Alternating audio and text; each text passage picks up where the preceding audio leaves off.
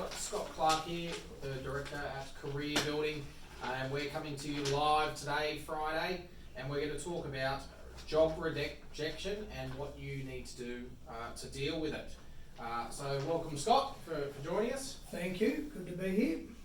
So I guess there's really 4 talking points. You shouldn't take job rejection to heart. Everyone gets rejected from a job. Maybe it wasn't the right opportunity for you or whatever it might be.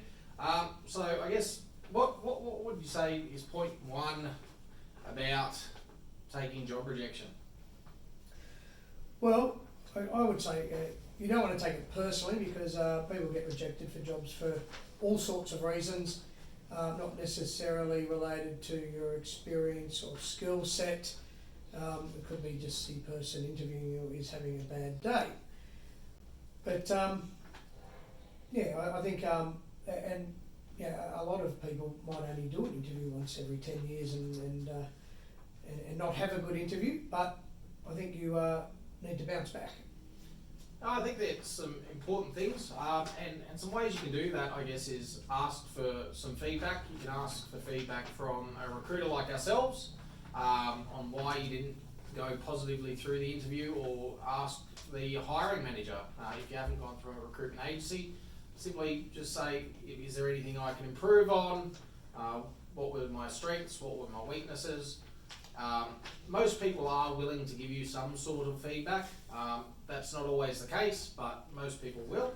It's important to take that feedback constructively because quite often people will, I'd say 1 in 5 times when I offer some people feedback, they take it in an aggressive form and defences are up. Yeah, defences up and deny that something could be the case where, I'm not here to tell fibs, I just wanted to give you the honest feedback. So make sure you take it constructively and welcome it.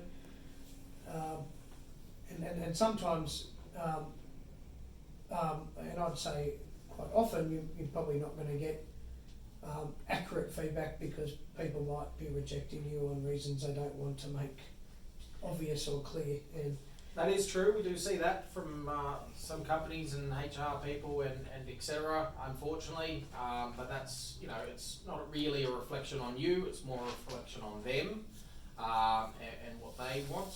It's life. It happens. That's life. It happens. So don't take it too to heart, I guess. Some other things you can do is, I guess, practice some self-awareness and keep positive. So I guess, how would you do that, Scott? Well, I think it's always difficult to be positive after getting some bad news, but I think I think self-awareness. I think you need to jump back on the horse and apply for some more jobs and maybe chat to people that you know and talk about the interview with them and go through it and maybe ask them for ways that you may have been able to handle things differently, or just chat to someone that you know and love and ask them for some reassurance. I think that's important. What you said there is keep your job search in motion. You don't really want to put all your eggs in one basket. If you've just gone out and you've applied for one job and you were hoping to get that job and it's fallen through, you are probably going to feel negatively about it because you did put all your eggs in one basket. It's important to keep a spread on what you want. There might be several opportunities out there, so don't put the blinkers on and just focus on that one, because today's job market is highly competitive. There's probably going to be 3 to 5 other candidates going for that role. You might not be the cultural fit or might not have the experience or whatever it might be, but if you've got your job search in motion and you're still pushing forward and you've got some other opportunities, you're putting yourself into the power seat to make better decisions anyway, and stops you from taking a job that you probably didn't really want anyway.